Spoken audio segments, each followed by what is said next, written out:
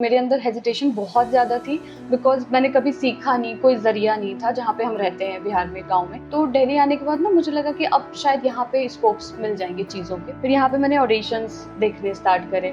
मतलब किसी भी खंभे पे भी लगा होता था पोस्टर ना कि यहाँ पे ऑडिशन है, तो मैं नंबर नोट करके मैं चली जाती थी। जस्ट बिकॉज़ अपना कॉन्फिडेंस गेन करने के लिए। मुझे लगता है कि मैंने हर चीज़ से मैं सीखती हूँ, हर चीज़ से। मैं आपसे बात करूँ तो आपसे भी 2 चीज़ सीख लूँगी। तो मेरा जो माइंड है वो हमेशा ओपन रहता है अच्छी चीज़ों के लिए, प्रोडक्टिव चीज़ों के लिए। मुझे जहाँ इंडिपेंडेंट। मौका मिलता है, मैं वो चीज़ अपने अंदर ग्रैब कर लेती हूँ और जब मैं वो काम करती हूँ। सो आज की शाम आपके नाम। तो आज हमारे साथ टीवीटी पॉडकास्ट के स्टूडियो में आई है हर्षिता सिंह जी। हर्षिता जी, कैसा फील हो रहा है आपको? मैं सच बताऊँ तो ये बस एक सपने जैसा है जो मैंने हमेशा से चाहा था, मुझे ये करना है और आज देखिए अब हो रहा है। हर्षिता जी का मानना है कि जो अपने अंदर जुनून काबिलियत होता है ना, उसको रोकने की बजाय अगर हम धीरे धीरे अपने अकॉर्डिंग करते रहें तो कहीं ना कहीं एक अपने आप सफलता धीरे धीरे अपने कदमों में आ ही जाती है। तो हर्षिता जी, आपकी जो कहानी है वो एज ए सिंगर है, आपका पैशन है, आप जिसको फॉलो करती हैं, बट आप जो अपने आप में फॉलो करती हैं वो केवल एक एक कहानी नहीं बताता, एक कहानी नहीं रचता, लेकिन एक कहानी दर्शाता है लोगों को। बिल्कुल, बिल्कुल। एक कहानी होती है जो बनाई गई है, एक कहानी होती है जो लिखी जाती है, लेकिन एक कहानी होती है जिसको लोग देखते हैं, जो लोग फ़ील करते हैं।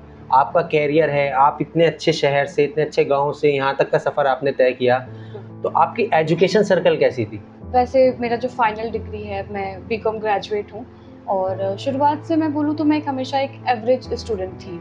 ऐसा नहीं था कि मैं बहुत ज़्यादा अव्वल हूँ पढ़ाई में, तो और इंटरेस्ट भी इतना ज़्यादा नहीं था मुझे। बट बस एक जैसे हम लोग सब लोग करते हैं, एक फ़ॉर्मेलिटी चल रही है और उस टाइम पे पता भी नहीं था ना कि आप लाइफ़ में कहाँ आ जाओगे एकदम से। तो वो बस 10th किया मैंने, बिहार से 10th हुआ और 11th में दिल्ली आ गई थी। तो आपका होम टाउन बिहार, हाँ जी। ठीक है। तो आपकी एजुकेशन कैसी थी वहाँ पे? मतलब आपने जो अपनी 8th 10th 12th जो पास आउट की वो बिहार से की है। हाँ। आपको सिंगिंग के लिए सबसे ज़्यादा इंस्पायर आपकी मम्मी ने किया हाँ, है। बिल्कुल। तो आपकी मम्मी ने ही आपको बोला कि आपको अपने पैशन के ऊपर ध्यान देना चाहिए। हाँ, मतलब मम्मी ने जब देखा ये चीज़ें कि मैं कर रही हूँ, तो शुरुआती दौर में तो ऐसा होता है ना कि जब आप स्टार्ट करते हो, किसी को पता नहीं होता कि आप क्या करोगे आगे चल के। तो उनका पहले मानना है कि आप पहले थोड़ा इंडिपेंडेंटली स्टेबल हो जाओ और उसके बाद फिर आपको जो करना है, जो आपको पैशन फ़ॉलो करना है, तो वो करो। बट समहाउ मेरे साथ ये हुआ कि मैं बीच में ही अटक गई जब मैं पढ़ाई कर रही थी तो। और मुझे एक पॉइंट के बाद लगा कि मुझसे होगा नहीं ये चीज़, मुझे कोई ना कोई ऐसी ही फ़ील्ड चूज़ करनी चाहिए जिसमें म्यूज़िक से मैं कनेक्ट रह सकूँ। तो उस पॉइंट पे भी मेरे घर वालों का काफ़ी सपोर्ट था कि चलो ठीक है, कुछ तो कर रहे हैं ना अपने पैरों पे। अच्छा, मतलब ये कहने का पर्पज़ है कि मतलब आप अपनी जॉब भी कर रहे हो हुँ। या एजुकेशन कर रहे हो, हाँ। कुछ भी कर रहे हो, हुँ। बट आप अपने पैशन को भी साथ-साथ कर रहे बिल्कुल, हो। बिल्कुल। मतलब ये कि फैमिली की नज़र में देखो कुछ कर रहे हैं, बिज़ी बिल्कुल, शेड्यूल है, राइट। और आप अपने पैशन को भी कर रहे हो, तो उससे कोई अट्रैक्शन नहीं। तो आज के टाइम में ये भी बहुत बड़ी बात है कि आप अपना पैशन भी फ़ॉलो कर रहे हो, साथ-साथ अपनी जॉब, अपनी अपॉर्च्युनिटीज़, अपनी ग्रोथ को भी लर्निंग बेस बना रहे हो। बिल्कुल, बिल्कुल। सो आप जब पहली बार गुड़गाँव जैसे शहर में आई, आपने शहर में आने के बाद लोग देखे, तो आपके फ्रेंड सर्कल ने जब पहली बार आपको गाना गाते देखा ऑन सोशल मीडिया, तो उनका रिएक्शन क्या था? मतलब उनके कमेंट्स क्या थे? मैं आपको थोड़ा-सा इसको ब्रीफली बताती हूँ कि मैंने स्कूल में आज तक परफ़ॉर्म नहीं किया अपने स्कूल में और वहाँ किसी को पता ही नहीं था कि मतलब मैं गाती हूँ और मेरे अंदर हेजिटेशन बहुत ज़्यादा थी बिकॉज़ मैंने कभी सीखा नहीं, कोई ज़रिया नहीं था जहाँ पे हम रहते हैं बिहार में, गाँव में, तो वहाँ ऐसा कुछ था ही नहीं। तो जब मैं दिल्ली आई, तो दिल्ली आने के बाद ना मुझे लगा कि अब शायद यहाँ पे स्कोप्स मिल जाएँगे चीज़ों के बिकॉज़ बड़ी सिटी है। फिर यहाँ पे मैंने ऑडिशंस देखने स्टार्ट करे। मतलब किसी भी खंभे पे भी लगा होता था पोस्टर ना कि यहाँ पे ऑडिशन है, तो मैं नंबर नोट करके मैं चली जाती थी जस्ट बिकॉज़ अपना कॉन्फिडेंस गेन करने के लिए। तो फिर धीरे-धीरे वहाँ से मुझे हमेशा जो रिव्यूज़ मिलते थे, वो हमेशा जितने भी जजेस होते थे या साथ के लोग जो ऑडिशन दे रहे होते थे, हमेशा ये कहते हैं आपकी आवाज़ अच्छी है, आप सीखो, आप बहुत आगे जाओगे। तो ये चीज़ ने ना मुझे एकदम बाँध के रखा, छोड़ने ही नहीं दिया। क्योंकि आज तक टच वुड मतलब कभी किसी ने मुझे ये नहीं बोला कि नहीं आपका कुछ हो ही नहीं सकता इस फ़ील्ड में। हमेशा एक ही चीज़ बोली लोगों ने कि आपकी आवाज़ अच्छी है, आप करते रहो, छोड़ना नहीं। अच्छा, म्यूज़िक में ऐसा क्या है जो सबसे ज़्यादा आपको भावुक कर देता है? मुझे लगता है कि मेरी मम्मी की खुशी सबसे ज़्यादा इम्पोर्टेंट है और कहीं न कहीं मेरा सपना तो है ही। आपकी मम्मी की खुशी और आपका सपना। जी। तो आपकी मम्मी अगर सपोर्ट करती हैं आपको, तो मतलब एज़ ए फ्रेंड या एज़ ए मदर? दोनों है, दोनों का मिक्सचर है। मिक्सचर। मेरा जो मम्मी के साथ रिलेशन है, वो कभी एज़ अ मॉम था ही नहीं। वो हमेशा से फ्रेंड ही रहा है।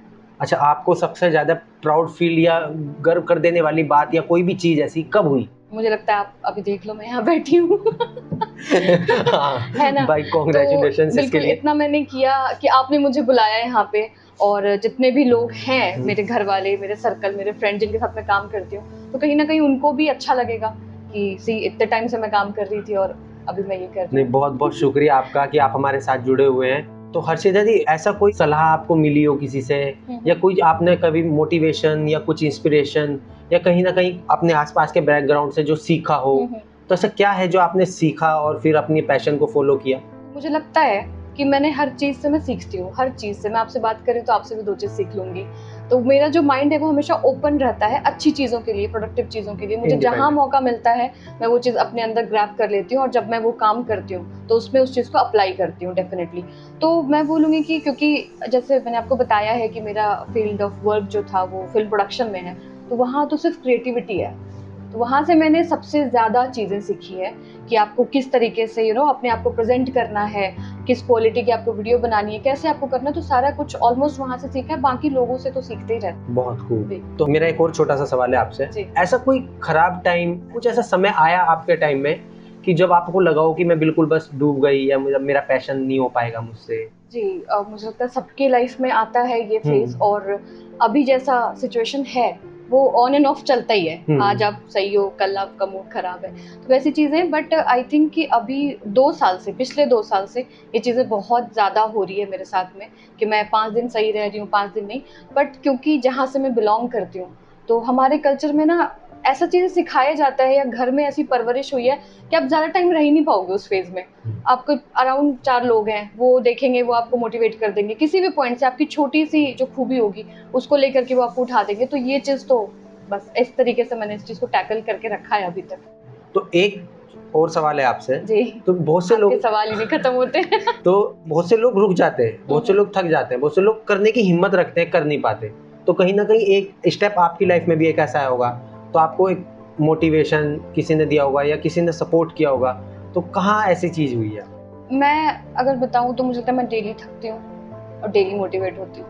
ये डेली का काम है, डेली। क्योंकि सुबह उठ के बहुत एक्साइटमेंट होता है कि आज ये करना है, वो करना है, वो करना है। फिर थोड़ा मिड डे तक आते हैं तो लगता है कुछ है ही नहीं, क्या हो रहा है, इससे कुछ नहीं हो रहा। फिर वो थकान आ जाती है। फिर थोड़ा दिन के बाद, थोड़ी देर के बाद शाम होगी, फिर वापस वही मोटिवेशन, नहीं करना है तो यही करना है। तो ये तो सर्कल है, इसके साथ जीना अब आ चुका है कि हाँ ठीक है, बस यही है कि करते रहना है। बस जहाँ तक मोटिवेशन की बात है, तो मुझे लगता है कि मैं भी लोगों को मोटिवेट करती हूँ, लोग मुझे मोटिवेट करते हैं। मैं ये नहीं कहूँगी कभी कि मैं तो सेल्फ में ही इतनी ज़्यादा मोटिवेटेड हूँ कि दुनिया जीत लूँगी, ऐसा नहीं है। तो जब मैं डाउन पड़ती हूँ तो मेरे सर्कल के लोग मुझे उठाते हैं, जब वो पढ़ते हैं तो मैं उनको उठाती हूँ। तो ये बिल्कुल गिव एंड टेक वाला सिस्टम है। जब आप अपना परफॉर्मेंस देती हैं on social media as a singing, तो आपके फ्रेंड का सपोर्ट क्या रहता है? मतलब आपके फ्रेंड किस तरीके से आपको वो करते हैं सपोर्ट? देखिए, मैं बहुत सोच समझ के एक तो फ्रेंड बनाती हूँ। मतलब मैं थोड़ी इंट्रोवर्ट टाइप की हूँ, और लोगों का काफ़ी कंप्लेन भी रहता है मेरे साथ में कि आप बात नहीं करती। वैसे मैं बात करती हूँ, बट इंट्रोवर्ट हूँ, तो आपको पता है कि जहाँ मैं खुल जाऊँगी, आपसे मेरा विचार मिल गया तो मैं आपसे बहुत ज़्यादा बात कर सकती हूँ। बट वो होता नहीं है ओवर सोशल मीडिया, क्योंकि मुझे लगता है ठीक है, लोगों को पता ही नहीं है कि बिहाइंड द सीन क्या चल रहा है। तो मेरे लाइफ में गिने चुने लोग हैं, और उनको ना मैंने अपने साथ साथ उनको भी एजुकेट किया है चीज़ों के बारे में, क्योंकि ज़रूरी नहीं है कि मैं जिस फील्ड से बिलोंग कर रही हूँ वो भी उसी फील्ड से हूँ। उनका डिफरेंट फील्ड है, डिफरेंट कल्चर है, सब कुछ डिफरेंट है, घर बार डिफरेंट। लेकिन जब वो मेरे साथ होते हैं तो वो चीज़ें मैंने उनके अंदर डाल दी है जो मैं सोचती हूँ। आज उनकी भी सोच अच्छी है, मेरी भी अच्छी है, तो वो सपोर्ट तो रहता ही है उनका हमेशा ही। Best friend name? वैसे मुझे लगता है जितने हैं मेरे, वो बेस्ट फ्रेंड ही हैं, क्योंकि नॉर्मल कोई नहीं है। सबसे ज़्यादा बेस्ट कि भाई as a supporter, as a guidance, as a मतलब मेरे लिए हमेशा तैयार रहता है। कभी भी मुझे लगता है कि मैं टूट जाती हूँ लेकिन वो जरूर सपोर्ट करता है। अब मुझे लगता है कि मैं किसी का नाम लूंगी तो बाकी लोग कोई बात नहीं, हम समझ सकते हैं। हाँ, तो वैसे मैं बता दूं, मतलब मेरी मम्मी और मेरी सिस्टर, ये है। अच्छा, आपकी मम्मी मतलब आपकी मम्मी ने ही आप चाहती थी, उनकी खुशियों के लिए आपने सिंगिंग पैशन जारी रखा, वो देखती हैं, खुश होती हैं, तो मम्मी की क्या कल्पना है आपसे? मेरी मम्मी ना हमेशा एक बात कहती है कि तुम कुछ और करो ना करो लाइफ में, ये बस करती रहना, मुझे अच्छा लगता है। वो ये नहीं देखती कि हाँ, बट ये ऐसा होता है कि अगर मुझे कोई छोटी सी भी अपॉर्चुनिटी मिलती है ना, जहाँ आगे का नहीं पता कि वो होगा या नहीं होगा, तो मुझसे कहीं ज़्यादा गुना मतलब मेरी मम्मी एक्साइटेड हो जाती है उस चीज़ को लेके कि इसको अभी कुछ मिला है तो कुछ होगा, जबकि मुझे प्रैक्टिकली पता होता है कि हाँ वो थोड़ा ऐसे ही है, नहीं होगा कुछ ऐसा, बट मम्मी को इतना नॉलेज नहीं है इन चीज़ों के बारे में, फील्ड का प्रॉपर, तो मम्मी लेकिन एक्साइटेड उसी लेवल पे हो जाती हैं। तो वो चाहती तो डेफिनेटली होंगी कि मैं बनूं, एक प्रॉपर सिंगर बनूं अच्छे तरीके से और लोग मेरा नाम जाने, बट देखते हैं, वो तो दिन रात यही प्रे करती हैं। और पापा? पापा भी सेम ही है, मेरे पापा थोड़ा शांत स्वभाव के हैं, उनका ज्यादा इंटरफेरेंस नहीं होती चीजों में, हाँ जो आज जिसमें मैं खुश हूँ ठीक है। और आपकी सिस्टर? वो बिल्कुल मेरे जैसे है ऑलमोस्ट। हाँ तो उनका पैशन? वो पैशन का तो अभी इतना कुछ नहीं था, लेकिन हाँ शुरुआत में ही उसको भी, उसमें भी था ये चीज़ सिंगिंग का, लेकिन क्योंकि वो एल्डर चाइल्ड है हमारे घर की, तो उसके ऊपर थोड़ी रिस्पॉन्सिबिलिटी ज़्यादा थी, बट मुझे वो स्कोप मिल गया क्योंकि वो एल्डर चाइल्ड है, मैं यंगर थी, तो फिर मैंने इस चीज़ को परस्यू कर लिया, बट उसके पास उस टाइम पे वो ऑप्शन नहीं था। छठ पूजा में जो आपने सबसे ज़्यादा फेमस परफॉर्मेंस गाना गाया था, सबसे ज़्यादा एक मोटिवेट करता है गाना, जो मतलब आपकी आवाज़ में बहुत अच्छे से पिरोया गया है, मतलब लोगों ने अपने अपने तरीके से गाया, लेकिन जब आपने उसको गाया ना तो बहुत लोगों के कमेंट्स हैं, बहुत लोगों के लाइक्स हैं, डूब जाते हैं उसमें। संगीत एक ऐसी चीज़ है ना, लोग आंख बंद करके महसूस करते हैं ना तो डूब जाते हैं। तो एक बार 2 लाइनें हो जाए इसकी। जी ज़रूर। तो मैंने एक गाना गाया था, वो मैं ढूंढ रही थी कि मुझे कौन सा गाना करना चाहिए, और ऑप्शन तो बहुत सारे हैं, तो मैं नॉर्मली शारदा सिन्हा जी को फॉलो करती हूँ। अगर कभी रीजनल गीत की बात आती है, चाहे वो शादी से रिलेटेड हो या छठ से रिलेटेड हो, तो मैं हमेशा उनको फॉलो करती हूँ। तो मैंने उनके में से ही ढूंढ के एक गीत निकाला था जो काफ़ी अंडररेटेड था, मतलब जानते तो हैं लोग, बिहार के लोग तो जानते हैं, बट बाहर इतनी ज़्यादा वो जो है वो इतना फेमस नहीं था वो गाना। मुझे बड़ा पसंद आया था, और मैंने क्या ही बताऊँ आपको कि मैंने किस सिचुएशन में उसको रिकॉर्ड किया था, बट ठीक है आप कहते हैं तो मैं ठीक है। किलवा के पात पर उगे लन सूरज मन झाके झुके, किलवा के पात पर उगे लन सूरज मन झाके झुके, ए करेलू छठ बरतिया से झाके झुके, ए करेलू छठ बरतिया से झाके झुके।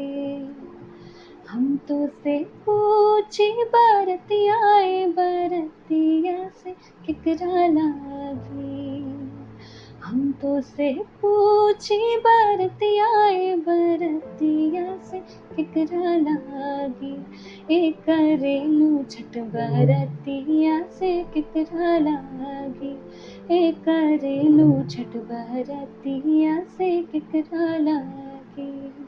बहुत ही सुंदर, बहुत ही थैंक यू। सुंदर। बहुत प्यारे गाने हैं वैसे गाने जब मैं गाती हूँ तो बस हो जाती हूँ, मुझे पता ही नहीं चलता। बहुत ही सुंदर आवाज में जब आप अपने गानों को गाती है ना, और छठ एक सुकून ऐसा मिलता महापर्व है, जी। लोगों की आस्था है, और आस्था में जब डूब जाते हैं ना और एक मीठी सी आवाज कानों में आती है तो वो हमें बहुत अच्छा एनर्जी देती है। मतलब वो इन गानों के ना, जो छठ के गाने हैं उसमें इतना इमोशन है, मैं कई बार गाते गाते मतलब आंखों में आंसू आ जाते हैं। मतलब वैसे मैं डेली ऐसा नहीं है कि मैं भगवान के प्रति बहुत ज्यादा टाइम या चीजें करती हूँ, बट जब भी छठ का नाम आता है तो आंख में पता नहीं क्यों आंसू आ जाते हैं। इमोशंस। जी, वही कहते हैं ना कि छठ पर्व नहीं है, इमोशन है बिहार का।